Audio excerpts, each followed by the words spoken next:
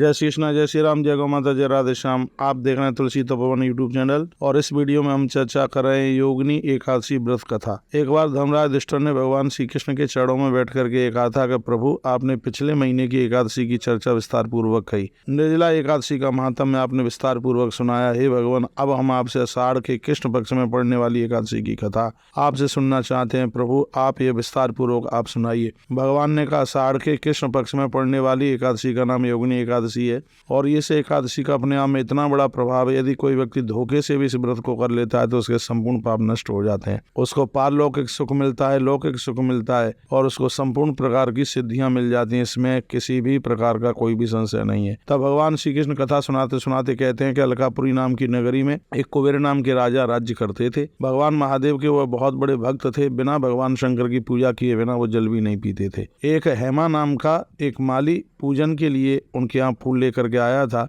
और उसकी पत्नी का नाम था विशालाक्षी। एक दिन वह मानसरोवर से फूल तो ले आया, लेकिन उसके मन में ऐसा कोई विकार आया और वह अपनी स्त्री के साथ में और उसने स्त्री संग किया। इधर राजा जब दोपहर तक राह देखता रहा और वो जब नहीं आया तो अंत में कुबेर ने सेवकों को आज्ञा दी कि तुम लोग जाकर के देखो उस माली को कि अभी तक फूल लेकर के आया क्यों नहीं है। सेवकों ने कहा कि महाराज, वह पापी अतिकामी और अपनी स्त्री के साथ में रमण कर रहा है। यह सुनकर के राजा इतना क्रोधित हो गया और उसने जब उसको बुलाया, हेम नाम का माली भय से कांपता हुआ चल करके आया। कुबेर ने बहुत क्रोध में आकर कहा, अरे नीच दुष्ट कहीं के, तूने ईश्वर की पूजा में, भगवान महादेव की पूजा में इतनी बड़ी त्रुटि गलती की है। मैं तुझे शाप देता हूँ कि तू स्त्री का वियोग सह करेगा और मृत्यु लोक में जाकर के कुष्ठ रोग से तू बहुत ज्यादा परेशान होगा। कुबेर के शाप देते ही हेम नाम का जो माली था उसका पतन हो गया और उसी क्षण पृथ्वी पर गिर पड़ा। धरती पर आते ही पूरा शरीर श्वेत हो गया, कोढ़ हो गया उसको। उसकी स्त्री भी उसी समय अप्रकट अंतर्धान हो गई। मृत्यु लोक में आकर उस माली ने बहुत बड़े दुख भोगे,